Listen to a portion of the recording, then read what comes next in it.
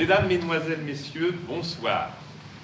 Je m'appelle Benoît Lepec, je suis l'auteur de la pièce que nous allons avoir le plaisir d'interpréter pour vous ce soir, Armande et la rumeur, ou Molière et la calomnie, au titre de la compagnie Benoît Lepec et de la compagnie Chat du Cheshire.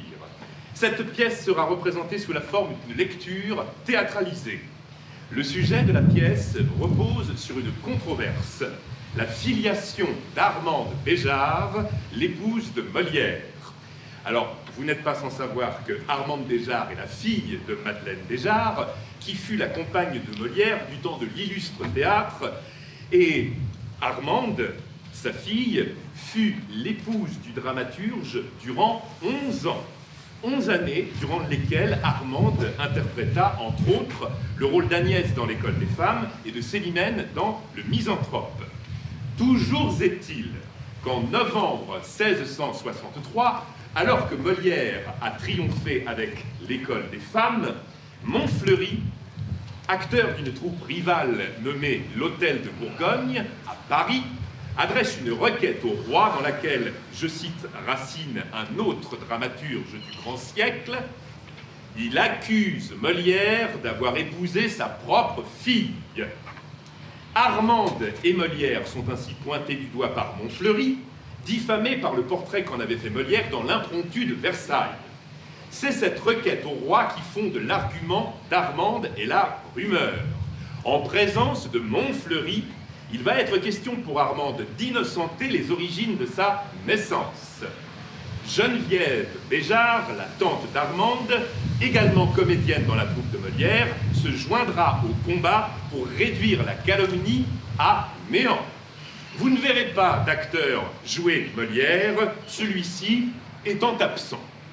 Tous les faits se rapportant à cette querelle sont historiquement attestés, et même si la licence littéraire permet quelques passe-droits.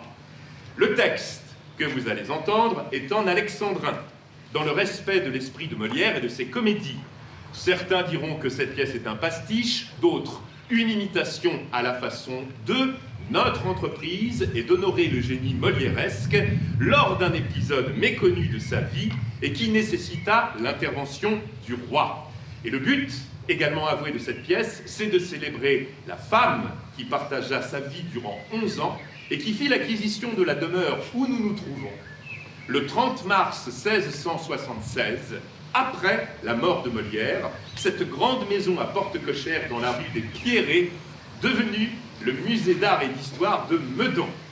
Alors je tiens à remercier les deux actrices et l'acteur que vous allez voir et entendre ce soir, Jeanne-Marie Garcia dans le rôle d'Armande Béjart, Marie Mézières dans le rôle de Geneviève Béjart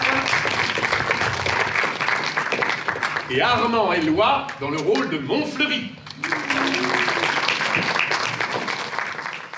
De ces présentations rompons, je vous prierai, le cours très emprunté, le propos subalterne, et éclairez-moi donc, ainsi que mes lanternes, sur l'affranchissement dont vous soutenez ferme qu'il vous serait si cher. Oui. Et en d'autres termes? Vous parliez de mariage. Mariée, je l'affirme. L'innocente est rouée, et la vertu infirme. Je ne vois pas pour moi avoir un bras en moins ni porter à grand-peine un moignon de vaurien. Que votre complaisance est de mauvaise grâce. J'imagine très bien le spectacle que fasse un être tel que moi à quelqu'un comme vous, qui ne concevez point sans quelques traits jaloux qu'une femme, en son siècle et en son devenir, puisse se dire libre et aimer faire rire. Molière n'a jamais écrit que des fredaines. C'est trop lui attacher de mépris et de haine. Nous sommes des rivaux. Et j'écris, moi aussi.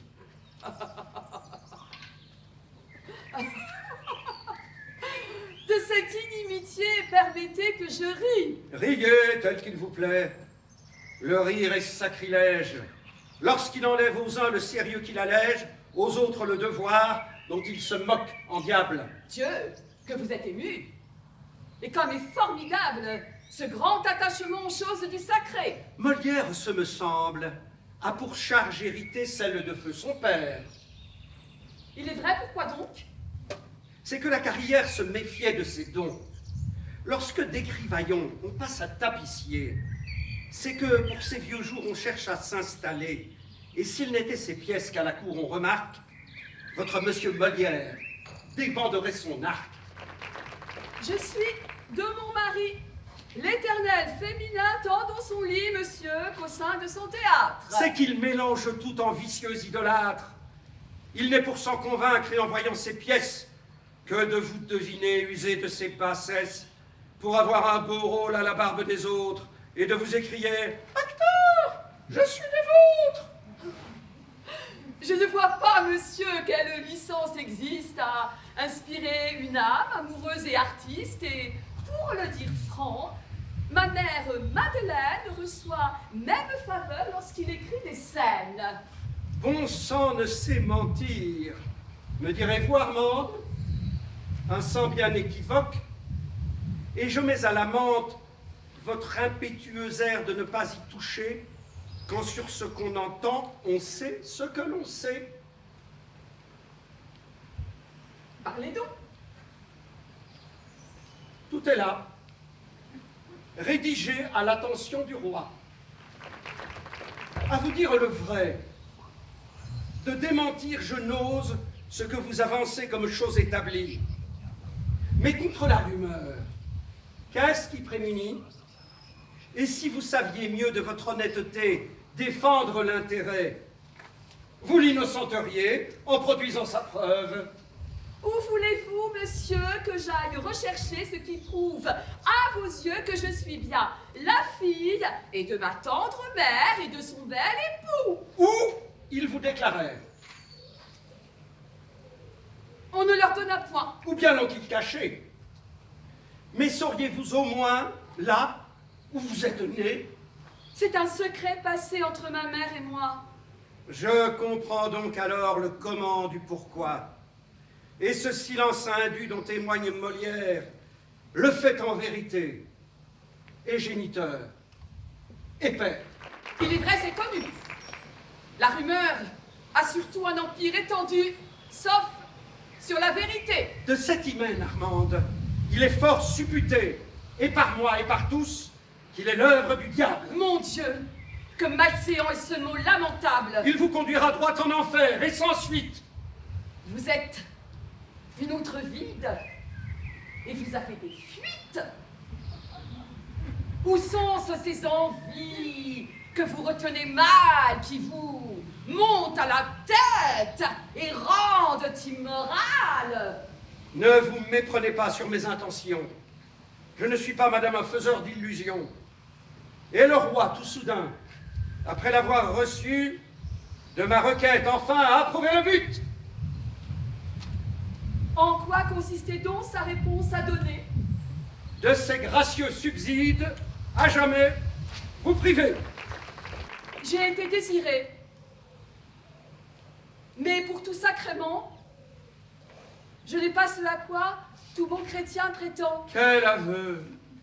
Quel aveu! Demandez à ma mère.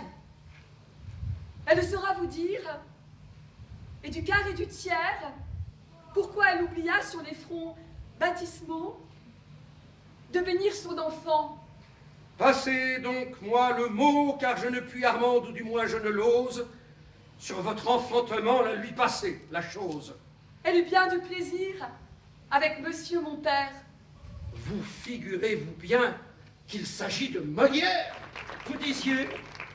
Je rêvais. Et vous? Que faisiez-vous? Je bâillais aux corneilles, avec, je vous l'avoue, un sentiment mêlé de joie et de tristesse. Je suis si redevable à votre gentillesse de m'accorder ce temps que devriez passer auprès de votre époux défunt et alité, que j'en oublierai presque, et que Dieu me pardonne, que je vous dois séant le deuil de sa personne. Aussi n'espérez plus qu'en témoin importun je désire le voir après, dès ce matin, m'être envers lui conduit comme un rival jaloux, devant l'éternité et la mort ajustent tout. Je me contenterai de rentrer sagement jusqu'à mon domicile, où pour tout mon content je déjeunerai seul, malgré le brouhaha du clan des Montfleury, d'une soupe de pois. Et quand je porterai à ma bouche muette la cuillère en argent, je verrai déshonnête que l'aiguille avançant de l'horloge murale rira, cran après cran, du jugement moral que j'avais destiné à votre cher époux, de qui j'eus préféré savourer entre nous une invitation à faire bonne chère plutôt que le savoir porté en cimetière. Molière jouera demain. Ah, monsieur, vous voilà revenu. Où suis-je? On dirait un bébé. Que tout mon sang se fige si dans cette maison je me suis évanoui. Ne recommencez point à faire l'étourdi. Mais que s'est-il passé? Et d'où que je revienne? Vous rappelez-vous donc? Faut-il que j'entretienne votre mémoire avec... Non, il suffit. Je sais. Molière n'est point mort.